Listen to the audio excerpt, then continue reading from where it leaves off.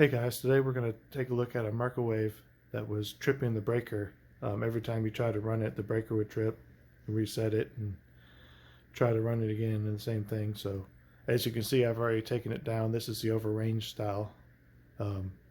I've taken it down and taken the outer cover off. Well, a couple things I want to go over before we move forward is the need for safety.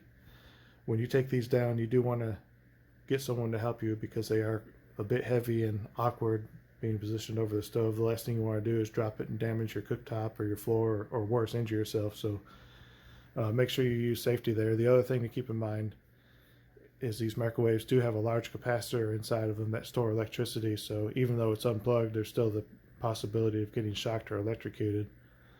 So if you're not comfortable working with electronics or know how to discharge those, then your best bet is to hire a competent professional. So that being said, let's take a look at what we got here. This particular model is a Frigidaire.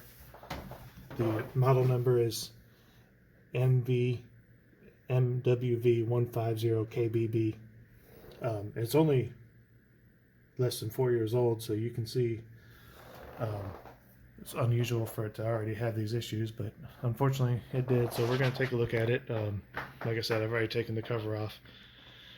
There's a screw up top here that holds this front cover on, and once we remove that screw, that just slides up and then it kind of pulls out. There's some feet down here at the bottom that hook in, and be careful because there is a wire that holds this to the inside of the microwave, which you can see the circuit board there. And usually with these microwaves, when they're doing something like that, it's going to be one of the switches. You have 3 switches here, and then two more down here, if you can see, one here, and then another one. I'm trying to move the camera where you can see it down here.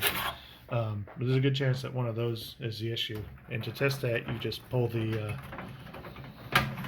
pull this lead off, and then you take a multimeter. Looking at the side, there's a few major components.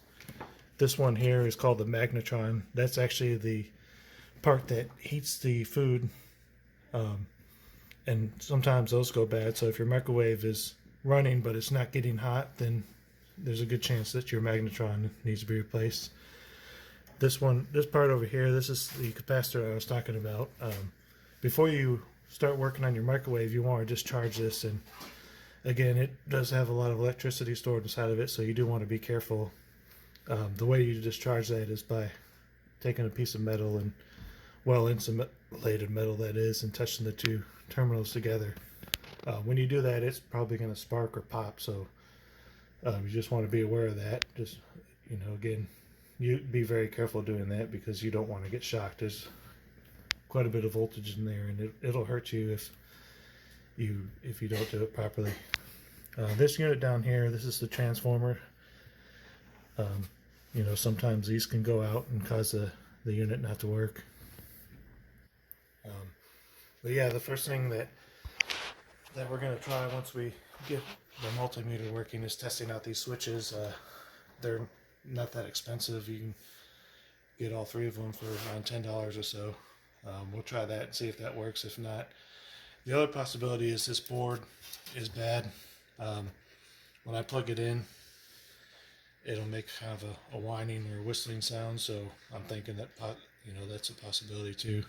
So we'll try that and see how it goes. But I just wanted to kind of give you a rundown of how to get this apart and what kind of components you're looking at. If you have any questions or comments, please enter them below. Otherwise, hopefully you found this video helpful, and if you did, please consider giving it a like. Thank you and have a great day.